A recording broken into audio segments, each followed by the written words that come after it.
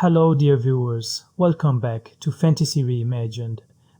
This is the new story I have started. It's been almost a month since my last update on this channel. I was on a business trip during this time, and what little free time I had was spent on writing and making content for my other channel. But now that I am back home, I will continue making videos for this channel as well. This story is about what would have happened if Cersei managed to convince Joffrey to send Ned to the wall rather than executing him.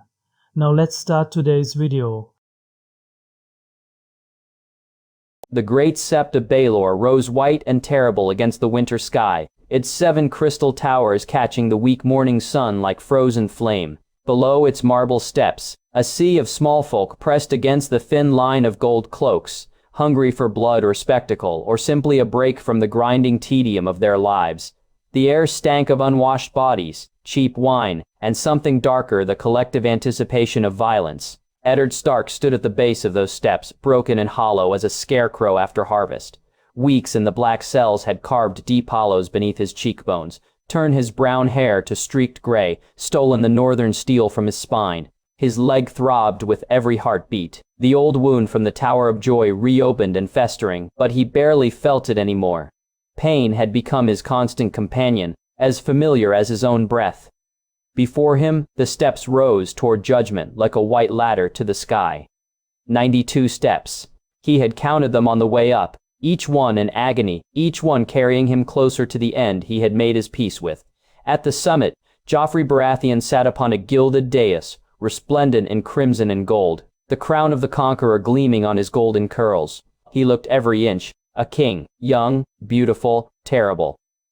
His mother stood beside him, Cersei Lannister in green silk that shimmered like emerald water, beautiful and composed as a statue of the maiden. But Ned, who had learned to read people in the hard school of Robert's Rebellion, saw the tension in her shoulders, the way her eyes never left her son's face. Behind them, pettier Baelish Littlefinger watched from the shadows near the High Septon, his gray-green eyes missing nothing, a slight smile playing at the corners of his mouth as though this were all a mummer's show arranged for his private amusement. The High Septon himself stood robed in crystal-beaded white, the face of the Thaith inscrutable and ancient. Beside him, a scrawny hermit in rough-spun read Ned's confession aloud in a reedy voice that somehow carried across the plaza. The words washed over Ned like cold water from a mountain stream lies crafted carefully with Varys in the darkness, each phrase a knife to his honor, each admission a stone laid upon his father's grave. Traitor. Conspirator. Usurper's pawn. The crowd roared approval with each fresh revelation. A rotten cabbage struck Ned's shoulder, spattering brown across the rough wool of his penitent's robe. Then an apple core. Someone shouted, "Traitor's head! Traitor's head! Traitor's head!" And the chant rippled through sections of the mob like wind through wheat. Ned did not react. He had practiced this stillness in his cell, this death of self. What did rotting vegetables matter to a man already dead inside? He kept his eyes forward, his face a northern mask, and thought of Catelyn, of Robb, of his girls. I am sorry. I am so sorry. Near the front of the crowd, pressed against the line of golden cloaks, Sansa Stark clasped her hands until her knuckles went white as bone. She stood with Septa Mordane's heavy hand upon her shoulder, surrounded by court ladies who whispered behind their hands and shot her glances of pity or contempt. She had not slept. She had spent the entire night in the royal sept, praying to the mother for mercy, to the father for justice, to the maiden for Joffrey's love to prove true. He would be merciful. He had to be. He loved her. He had to be. He loved her. He had said so, had called her his lady, his future queen. Surely that meant something. Surely her father's confession would be enough. But even as she prayed silently, she saw her father at the base of the steps, gaunt, gray, bent, and barely recognized him. That was not Eddard Stark, Lord of Winterfell, Warden of the North. That was a broken old man who looked like her father's ghost. In the crowd, disguised among the unwashed commons, Arya saw none of Sansa's hope. She saw only her father chained and beaten, saw the jeering faces around her, heard their cruel laughter. Disguised in a drab brown cloak borrowed from Uren, her face smeared with dirt, her hair hacked short and ragged. She gripped the small knife hidden beneath her clothes, not needle, which she'd had to leave behind, but a kitchen knife, dull but sharp enough. Around her, a fat man in a stained apron joked about how the traitor's head would look on a spike. A woman with a baby laughed and said she hoped they'd let the crows have the eyes first. Arya wanted to kill them all, wanted to scream that he was Eddard Stark, that he was the hand of the king, that he was her father, but Yoren's words echoed in her head, "Hold your tongue, boy, or we both die here." So she held her tongue and let the hatred burn cold in her belly, where it would keep. The hermit finished reading. Silence fell across the plaza like a smothering blanket. Even the distant sounds of the city cart wheels, hammers, gulls crying seemed to fade. 10,000 people held their breath. Joffrey Baratheon rose from his throne, his smile radiant and cruel as a winter sun. He was 13 years old and held the power of life and death, and the intoxication of it showed in every line of his body. "People of King's Landing." His voice rang across the steps, high and clear and absolutely certain. "You have heard this man's confession. You have heard him admit his treason, his plot to steal my throne, to set aside my rights and put a bastard in my place." The crowd roared. Joffrey waited for it to subside, clearly enjoying himself. "My father, the great Robert Baratheon, was a warrior, but he was also soft." He paused, letting the word hang. He believed in mercy. He believed in forgiveness. He let his enemies take the black, rather than taking their heads. Sansa's heart began to race. That sounded like could he mean fire? But I am not my father.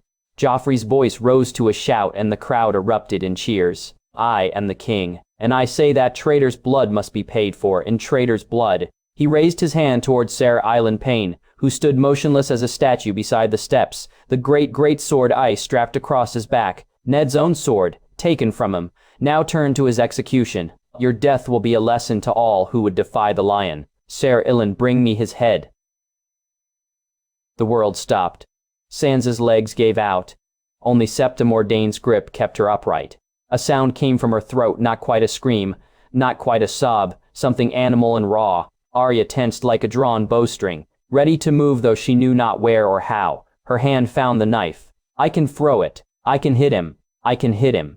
I can." But then Cersei Lannister stepped forward. Her movement was small, graceful, utterly controlled, but it commanded every eye. She placed a gentle hand on Joffrey's arm, her rings catching the light, and leaned close to whisper. But in the sudden silence, her words carried further than she perhaps intended. "A dead martyr is a rallying cry, my sweet son," she breathed, her voice honey over steel. "But a live traitor is a weapon against his own house. Send him to the wall. Let the North see your mercy. It will split them, those who honor his sacrifice and those who despise his cowardice. A divided North is a weak North."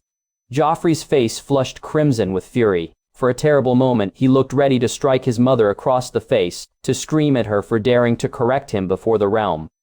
His hand twitched toward the jeweled dagger at his belt. The moment stretched and stretched, taut as a rope about to snap.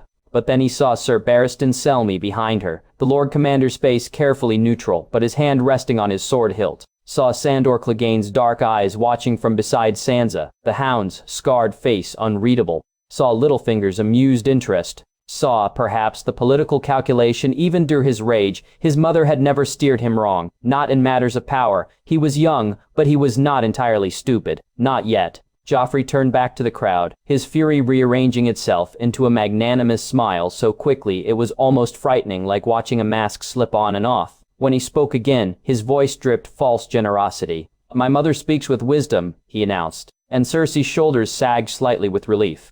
"Even the traitor deserves the king's mercy." He drew out the word mercy, like he was tasting wine. "The realm will see that I am just as well as strong.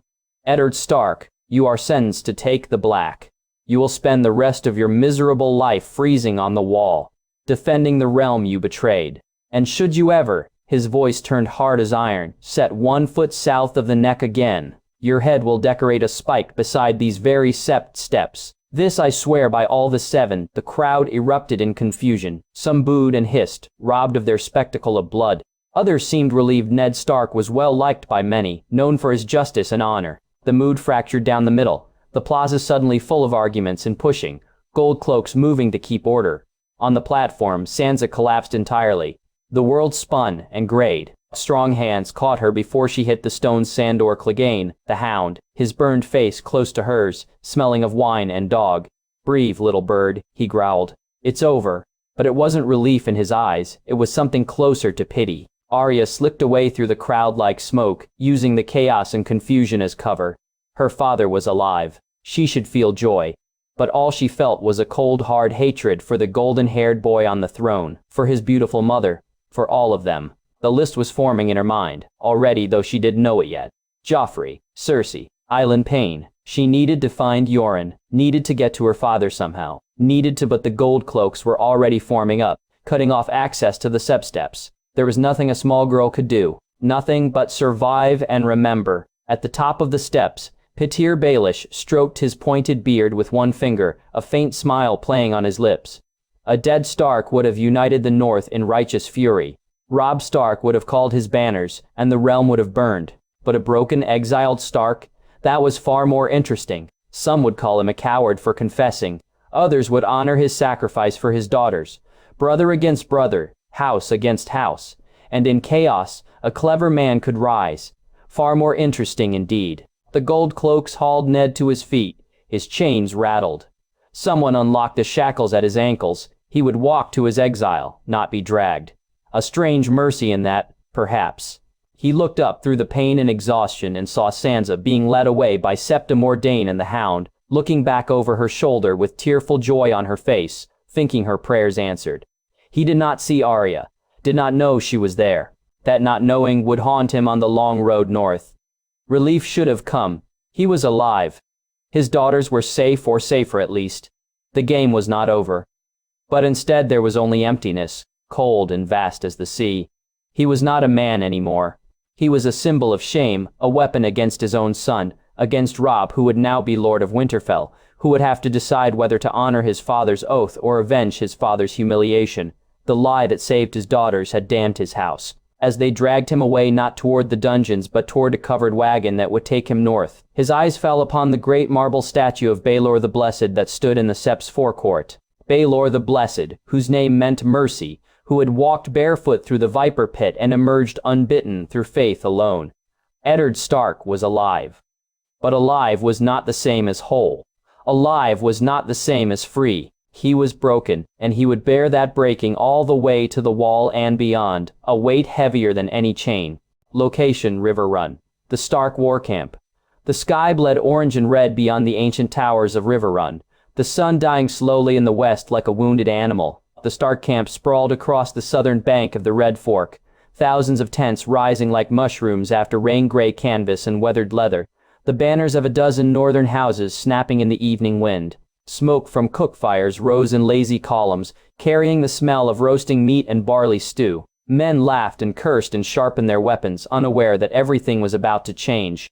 The Raven came at sunset. Robb Stark stood at the edge of the training grounds, sweat drying cold on his skin despite the warm evening air. At 15, he was already taller than his father had been at that age, with his mother's Tully color, the auburn hair and high cheekbones.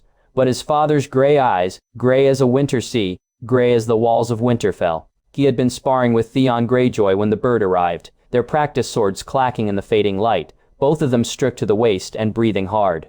Theon had been winning, he usually did, the cocky bastard, when the raven fluttered down from the darkening sky like a piece of ash given life.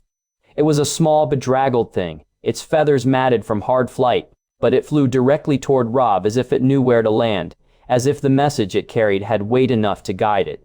The maester intercepted it, of course, took the message from its leg with practiced efficiency, but when he read the first line his face went pale as parchment, and he came running across the training yard with his robes flapping like crow wings. Now Robb stood before his father's command tent, the largest in the camp, still smelling of leather and the wolf fur cloak his father had left behind, the message unrolled in his trembling hands. His fingers were steady enough when holding a sword, but this thin piece of parchment shook like a leaf in his grip. Around him, his war council gathered in the golden evening light. Theon Greyjoy stood close, his sardonic smile fading as he read the expression on Robb's face, the cocksure humor draining away to leave something almost like concern. Hallis Malin, his father's captain of guards, stood grim and silent as a standing stone, his weathered face creased with lines that hadn't been there a month ago. Mage Mormont had pushed her way through the growing crowd, her blunt features set in a scowl, her massive hands resting on her belt. The Greychan loomed at the edge of the circle, too large and too angry to stand still, pacing like a caged bear. And behind them all, watching from the tent's entrance with her hands clasped before her like a septa at prayer, Catelyn Stark stood like a woman carved from ice and grief. She had known. Somehow, she had known the moment the raven arrived. A mother always knows when the world is ending. Robb read the words again. They did not change. They would never change, no matter how many times he read them, no matter how hard he wished them different. Lord Eddard Stark has confessed his treason before the throne and the assembled people of King's Landing. By the king's mercy, his life is spared. He will take the Black and be delivered directly to Castle Black by Lannister escort. All northern forces are to disband immediately and return to their homes. Any continued mobilization will be considered an act of rebellion against the Iron Throne and dealt with accordingly. It was signed by Varys, the Master of Whispers. That title alone made Robb's skin crawl, and stamped with the royal seal, the crowned stag of House Baratheon pressed deep into red wax. Robb's hand closed around the parchment, crushing it slowly. The sound of crinkling paper was loud in the sudden silence. "My father lives." The words came out flat, emotionless. He didn't trust himself to feel yet. Not here, not in front of these men.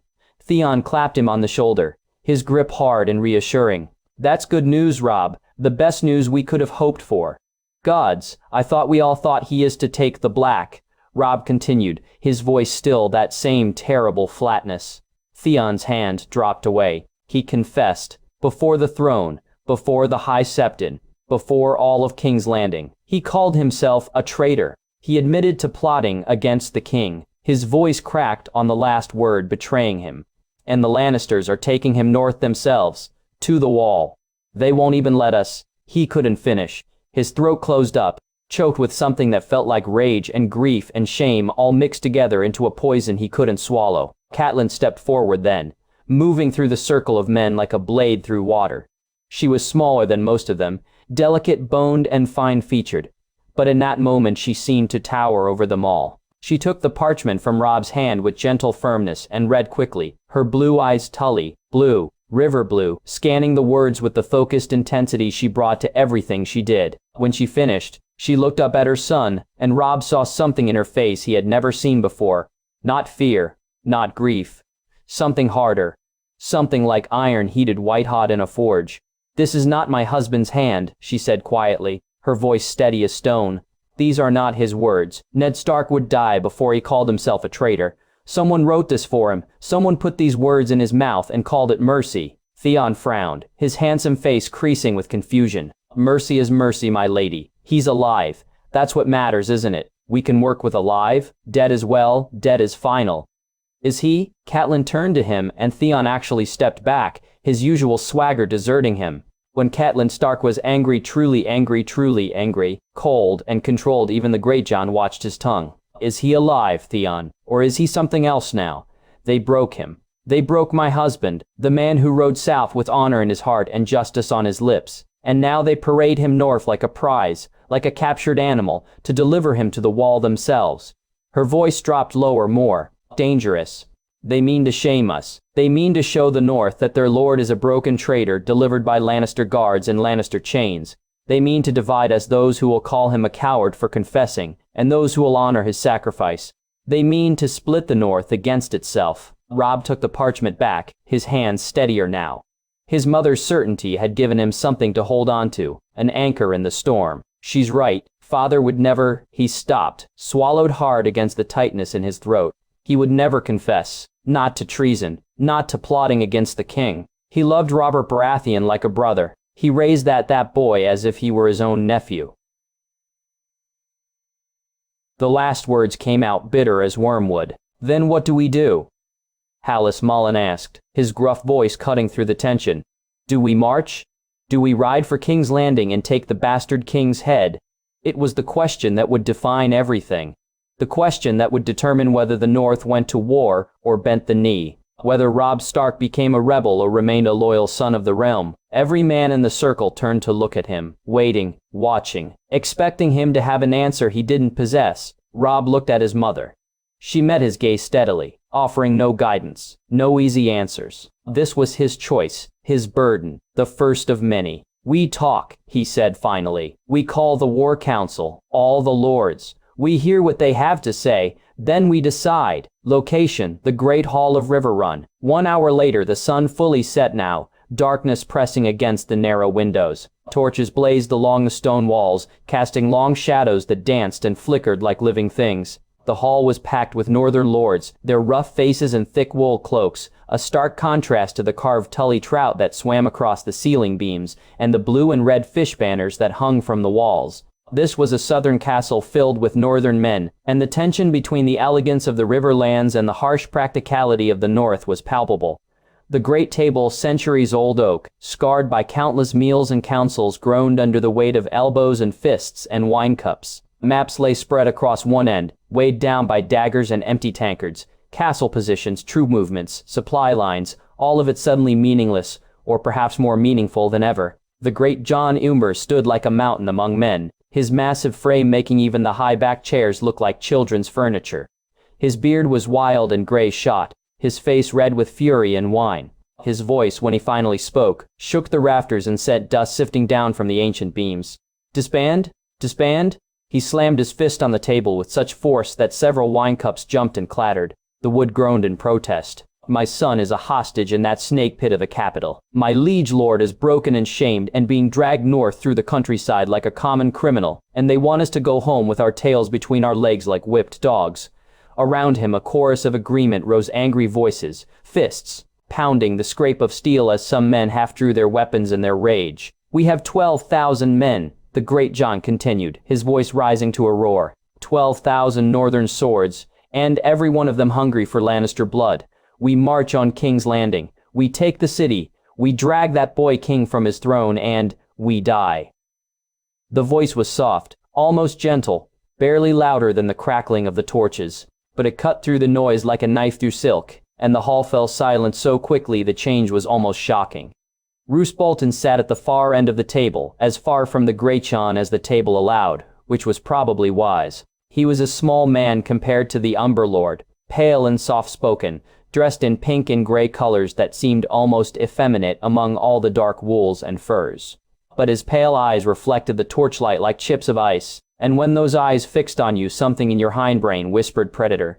His voice was quiet, reasonable, utterly without passion or heat. "We have 12,000 men. The Lannisters have 30,000 at least, with more raising in the Westerlands even as we speak. We are hundreds of miles from home with winter coming on, with no supply lines established, no siege equipment, no fleet, and no allies south of the neck save Lord Tully, whose forces are tied up defending his own lands." He paused, let the facts sink in like cold water. "If we march on King's Landing, we will die, every last one of us, and the North will be left defenseless, ripe for any southern lord with ambition and an army. Is that what Lord Stark would want? For his son to lead his people to slaughter?" The Great John turned on him, his face purpling with rage. "And what would you have us do, Bolton? Kiss their feet? Send them gifts and kind words while they parade our lord through the north like a captured savage? Write pretty letters thanking them for their mercy? I would have us think." Roose Bolton's thin lips curved in something that was not quite a smile, more like the expression a cat might wear while watching a mouse. "Lord Stark lives. That is the important thing. The only thing that matters at this moment. He will be taken to the wall. Once he is there, he is beyond Lannister reach. The Night's Watch swears no allegiance to the Iron Throne. They are sworn to defend the realms of men, not to meddle in the politics of the South. He will be safe there, protected by ancient vows and the laws of gods and men, and we will still have our army intact, ready for when it is truly needed." "Wait for what?" the Great John demanded, his voice dripping with contempt. "Wait for them to break more of our lords? Wait for winter to come and freeze us in our camps? Wait for the Lannisters to pick us off one by one? Wait for them to make a mistake?" Bolton's pale eyes flickered to Robb, who had sat silent through the entire argument, his face still as carved stone. "Wait for our young lord to speak. This is his decision, his burden. Let him carry it." All eyes turned to Robb. He felt the weight of them, these hard men who had followed his father into war, who had marched south through the neck, leaving wives and children behind, who had sworn oaths to House Stark, going back 1,000 years. Some of these men had held him as a baby. Some had taught him to ride, to hunt, to hold a sword. Some had lost sons in the fighting already. And now they looked to a 15-year-old boy for wisdom he didn't have, for certainty he couldn't feel. His mother stood at the edge of the torchlight, half in shadow, watching him. Her face was unreadable, but he knew what she was thinking. "What would your father do?" He thought of his father. Tried to imagine Ned Stark sitting in this chair facing these men, making this impossible choice. His father would not act in haste. His father would think carefully, would consult widely, would weigh every option and every consequence before committing to a course. His father would put his people first, would value their lives above his own pride or his own desires. His father would choose the path that saved the most lives, that prevented the most suffering. But his father had also ridden south when his king called, had trusted in honor and friendship and the bonds forged in Robert's rebellion. His father had believed that truth and justice would prevail, that a good man doing the right thing could not be broken, and his father had been wrong. Robb rose from his chair slowly, feeling every eye follow him. He was young gods, he was so young, but when he spoke, his voice carried the weight of Winterfell, the certainty of 8,000 years of Stark lordship. My lords, I have heard you, all of you. He looked at the Great Sean first, meeting that fierce gaze directly, refusing to flinch. Then at Roose Bolton at those pale, calculating eyes. You speak of war and patience, of honor and survival, of justice and vengeance, but there is something none of you have mentioned, something we cannot afford to forget. He paused. The hall was utterly silent. Even the torches seemed to burn more quietly. My father lives, for now. He lives because someone, Cersei Lannister, I would wager, decided it was more useful to shame him than to kill him. He is being taken north, not to deliver him to safety, but to deliver him past us, past his family, past his bannermen, past everyone who might try to take him back. Robb's voice grew harder, colder, more like his mother's. They want us divided. They want us arguing amongst ourselves, those who call him a coward, and those who honor his sacrifice. They want us fighting each other while they parade our shame before every northern lord from the neck to the wall, showing them that even Eddard Stark can be broken. That even the most honorable man in the Seven Kingdoms will kneel if you hurt him enough. He looked at each lord in turn, holding their gazes. We will not give them what they want. The Great John leaned forward eagerly, his anger finding new focus. Then we march? We show them that the North does not kneel? No. Robb shook his head, and the Grey John's face began to darken again. Lord Bolton is right. Marching now is death. We are not ready. We have no siege engines, no supply lines, no southern allies beyond my mother's kin. We cannot take King's Landing by force, not now, and throwing away 12,000 northern lives to prove a point would not honor my father. It would betray everything he taught me. Murmurs rippled through the hall, disappointment, confusion, some anger. But we will not disband, Robb continued, his voice rising to cut through the noise. Our army stays. We hold position here at Riverrun with Lord Tully's blessing. He glanced toward where his uncle Edmure stood near the door, and the young lord nodded firmly. We train, we drill, we wait. We send riders to every corner of the north, calling more banners, every house, every holdfast, every man who can hold a spear. We send ravens to the river lords, reminding them of their marriage oaths to my mother's house, asking them to remember that House Tully and House Stark have been allies for a generation. We build our strength. We prepare. And your father? Lord Rickard Karstark asked quietly, his grief-ravaged face tight with pain. The old lord had lost 2 sons already in the fighting south of the Trident, and the loss had aged him a decade. He goes to the wall without us, without his family, without his house standing beside him? Robb's jaw tightened. This was the hardest part. The question he'd known was coming but still had no good answer for. My father goes to the wall. Yes, and I. His voice caught. He forced it steady. I cannot stop that. Not now. Not without starting a war we would lose. A war that would get him killed for certain. He looked down at his hands, then back up at Karstark. But the wall is in the north. The wall belongs to us, not to them. The men of the Night's Watch may be sworn to take no part in the wars of the realm, but they are still northern men, our cousins, our brothers, our uncles. They will know what was done to him. They will remember, and they will protect him, because that is what the North does. We protect our own. And the hostages? The Great John rumbled, his earlier fury banked now but still burning. My son Smalljon, the Serwyn boys, the others the Lannisters hold in their dungeons. What of them? They remain hostages, Robb said, and he hated the words even as he spoke them. For now. But think, my lords, every day we hold our army here, every day we grow stronger, we make those hostages more valuable alive than dead. The Lannisters are cruel. The gods know they are cruel, but they are not stupid. They will not murder their bargaining chips while we have 12,000 swords at their doorstep and more marching south every day. They need those hostages to keep us in check, and as long as they need them, those boys will live." He looked around the hall, meeting as many eyes as he could. "This I swear to you, my lords, on my father's name and on the old gods who watch from their weirwood trees. We will not forget what was done to my father. We will not forgive the Lannisters for their cruelty and their lies and their false mercy. But we will not let anger make us fools. We will not charge to our deaths just to prove we are brave. We will be patient. We will be smart. We will build our strength, brick by brick, man by man, sword by sword. And when the time comes when they make their mistake, as arrogant men always do, we will remind them why the North remembers. He drew his raid sword, then not ice, his father's great sword that was lost to them now, taken as a trophy, but his own blade, castle-forged steel that rang as it cleared the scabbard. The blade caught the torchlight, throwing dancing reflections across the walls. For now, we wait, we watch, we prepare, but we do not forgive, and we do not forget." For a long moment, no one spoke. The silence stretched taut as a bowstring. Then the great John Umber threw back his massive head and laughed. Not his usual brooming guffaw, but something darker, something with an edge to it. "Gods be good, boy, you sound like your father. All that measured talk, all that careful thinking." He drew his own massive blade, a sword that looked like it could cleave a horse in half, and laid it on the table before Robb with a crash that made the whole thing shudder. "But you got your mother in you too, I hear it.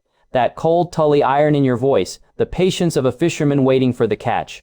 He grinned, showing teeth. "The Umber stand with you, Robb Stark. Not for patience, mind you, I'm a terrible patient man, but for the promise of what comes after. When the waiting is done and the killing starts, that I can wait for."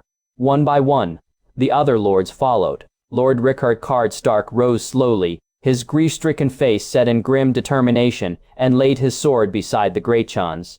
"The Karstarks stand with Stark, as we have always done, as we always will." Lord Serwyn, quiet and steady, a man who rarely spoke but whose word was iron. The Manderly Knights, their vows of fealty warm and sincere, promising gold and men and ships when they were needed. Mage Mormont, who simply nodded once and said, "Here we stand," in a voice that brooked no argument. Even Roose Bolton, his pale eyes unreadable as fog, inclined his head in what might have been approval. "The Dreadfort stands with Winterfell," he said softly. "As always." There was something in his voice that made Robb's skin prickle. But the words were loyal enough, and he could ask for no more. When they were done, when the table was covered in swords and the air thick with oaths, Robb sheathed his blade and looked out at the men who had chosen to follow a boy into what might become a war. "Get some rest, my lords. Tomorrow we begin building what comes next." They filed out slowly, some clapping him on the shoulder as they passed, others simply nodding. The great John paused at the door, turned back. "Your father would be proud, lad. Wherever he is right now, whatever they've done to him, he'd be proud." Then he was gone, and Robb was alone with his mother. Catelyn came to him silently, wrapped her arms around him, and held him as she had when he was a child with scraped knees and hurt feelings. He was taller than her now, broader, but he folded into her embrace like he was still small. "Did I do right?" he whispered into her hair. "I don't know," she said honestly. "No one knows yet. But you did what a lord does. You listened. You thought. You chose. That's all any of us can do. I should have said we'd rescue him. I should have said we'd ride to King's Landing and gotten him killed for certain." Catelyn pulled back, held his face in her hands, made him look at her. "Ned is alive because he confessed. He is alive because he chose his children over his pride. If you throw that away, if you start a war that gets him executed, you make his sacrifice meaningless. Do you understand?" Robb nodded, not trusting his voice. "Your father made his choice. Now you have made yours, and we will live with them both, and pray they were the right ones." She kissed his forehead and left him alone in the hall. Outside, beyond the stone walls of Riverrun, the northern army settled in for what might be a long wait. Cookfires flickered like fallen stars across the dark fields. Sentries paced the walls, their breath steaming in the cooling night air. In the distance, wolves howled in the forested hills. Not dire wolves, but their smaller cousins, drawn by the scent of so many men and horses, by the smell of blood and steel and coming war. The north held its breath and waited, And somewhere on the King's Road heading north through lands still loyal to the Iron Throne, a broken man rode in chains toward an icebound future, guarded by lions in crimson cloaks who smiled and joked and treated him like a prize they'd won. In his mind, he counted his children and hoped they would forgive him, hoped they would understand, hoped they would survive what was coming. Behind him, King's Landing burned its candles and plotted its plots. Ahead of him, the wall rose white and vast and older than memory. And in between, the realm began to fracture. From the ridge where Tywin Lannister had pitched his command pavilion, the burned farmstead was clearly visible, a blackened skeleton against the darkening sky. The fields lay trampled, the well poisoned, the people fled or dead. Smoke rose in lazy columns, mingling with the cook fires of the camp below. 20,000 men sprawled across the rolling hills, yet there was nothing chaotic about them. Tents stood in precise rows, their canvas clean. Supply wagons moved along designated lanes. Soldiers drilled in formation on the valley floor, their movement synchronized. No drunken brawls, no whores, no disorder. This was not war as passion. This was war as administration. Inside the command pavilion, Tywin Lannister sat in a carved camp chair, his back straight, his hands motionless on the armrests. His pale green eyes were fixed on the map spread before him, weighted by golden lion figurines marking positions, supply depots, contested forts. Reports were stacked to his right, each one read and filed. Candles burned at identical heights. A goblet of arbor gold sat untouched at his elbow. Tywin did not pace, did not fidget. He simply watched, waited, and thought. A courier appeared at the entrance, mud-spattered and breathing hard. In his hands, a sealed dispatch bearing the royal crown in crimson wax. Tywin extended one hand. The courier placed the message in those long fingers, then knelt and waited. The seal broke cleanly. Tywin unfolded the parchment and read, "Lord Eddard Stark has confessed his treason before the throne. By the king's mercy, his life is spared. He will take the Black and be delivered directly to Castle Black by Lannister escort. All northern forces are to disband immediately. Any continued mobilization will be considered rebellion. Signed by Varys, countersigned by Cersei. The royal seal authentic." Tywin read once. His expression did not change. When he finished, he folded the letter. Once, not twice. Sir Kevan Lannister, standing at his brother's shoulder, noted the single fold. He had learned to read Tywin's tells over 40 years. One fold meant thinking. Two folds meant decided. The letter remained folded once. "Is he dead?" Kevan asked. "No." Tywin's voice was flat. "He is more useful alive." Kevan waited. Tywin would speak when ready. 10 seconds passed. Then Tywin began, slowly, methodically. A dead Stark becomes a banner, a symbol. His son would have crowned himself king in the north within a moon, and the north would have followed. Honor would have demanded it. He set the letter beside the maps. A living Stark becomes a burden, a weight around his son's neck. Eddard Stark confessed, Kevan, publicly, before the entire city. He called himself a traitor to the realm he served for 20 years. That confession will follow him to the wall and beyond. Every northern lord will hear it. Every lord will have to decide what it means. His eyes moved to the lion figurine marking Riverrun. Does a son rebel after his father bent the knee? Does he start a war when the man he fights for has surrendered? Or does he swallow his pride and hope the Lannisters keep their word? Kevan considered. The northern lords are proud. They may not care what Stark confessed. They may see only that he was broken in our dungeon. Some will, Tywin agreed. The Umbers, the Karstarks, the mountain clans. But others? Bolton is no fool.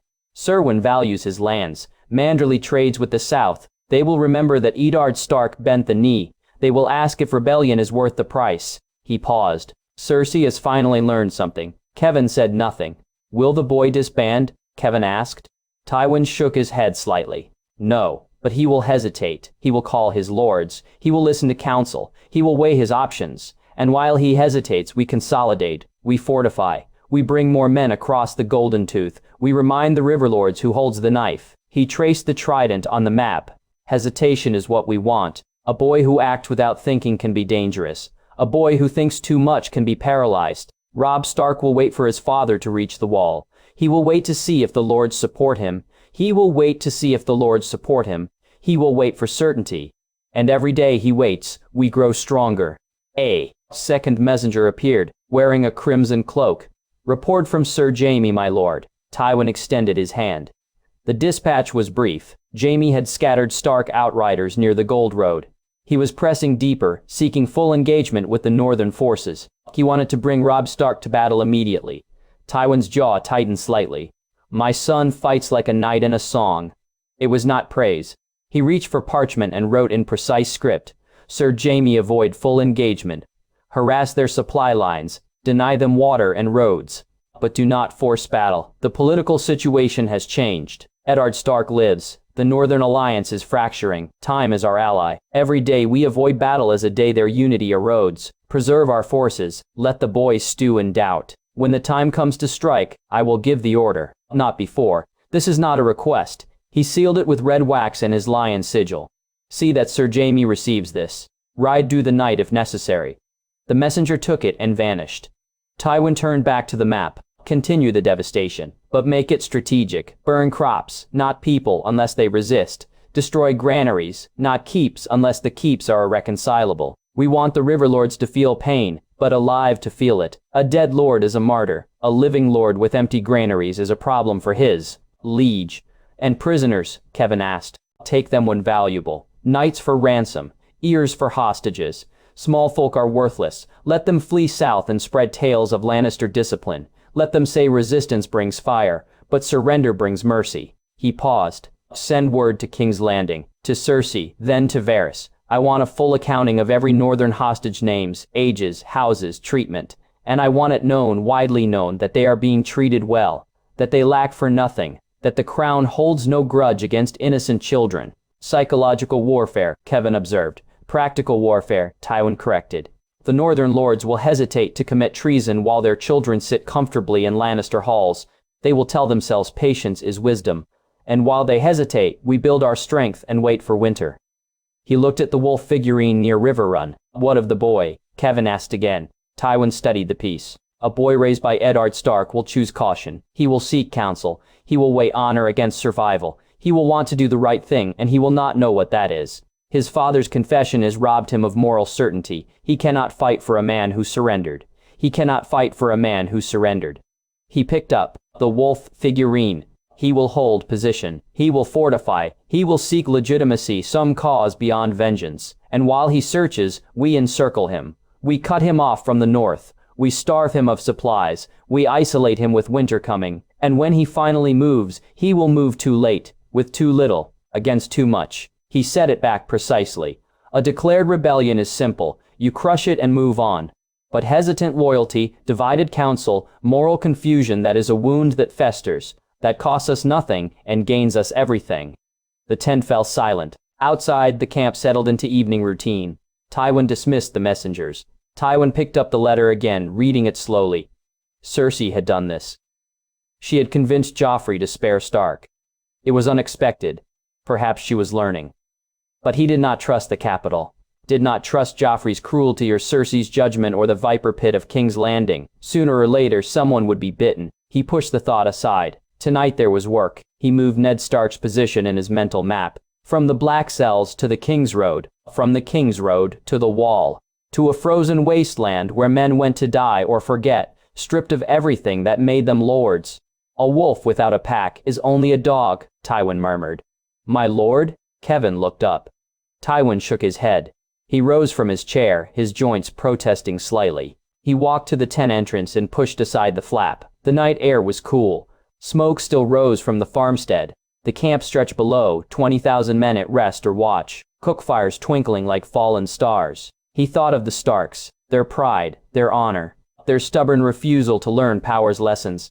Eddard Stark had ridden south with his head high and his conscience clean, believing truth and justice would prevail. And he had been wrong.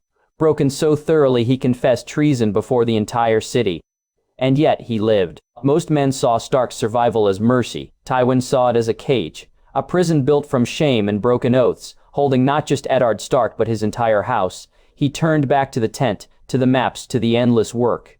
3 final orders before rest. First, maintain pressure on Riverrun. Keep the Northern Army pinned, unable to advance or retreat, forced to consume dwindling supplies while accomplishing nothing. Second, avoid decisive engagement. Overrule Jaime if necessary. Let the boy wonder when the hammer would fall. Uncertainty was a weapon. Third, let the North stew in doubts. Send careful messages to individual lords, plant dissension, remind them of war's costs and peace's benefits.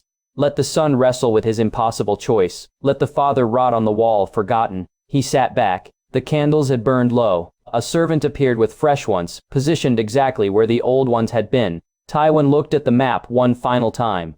The lions surrounded the wolf. The Riverlands bled according to plan. The North divided against itself. Winter was coming, and winter favored the prepared. Somewhere out there, a boy named Robb Stark was trying to decide what honor required. Somewhere out there, an army waited for orders. Somewhere out there, lords argued, seeking a right course that didn't exist. And here, Tywin Lannister smiled.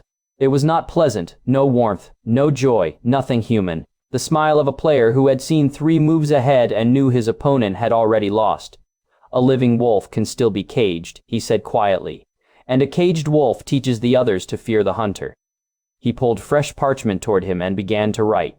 Orders for commanders, instructions for agents, letters to allies, the work of empire conducted in neat handwriting by candlelight while his army slept. Outside, the Riverlands burned. Inside, the future was being written in lion's gold and northern blood.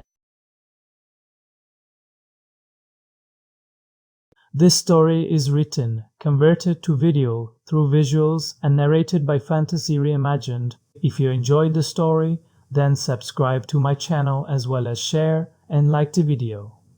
Now let's see you in the next episode.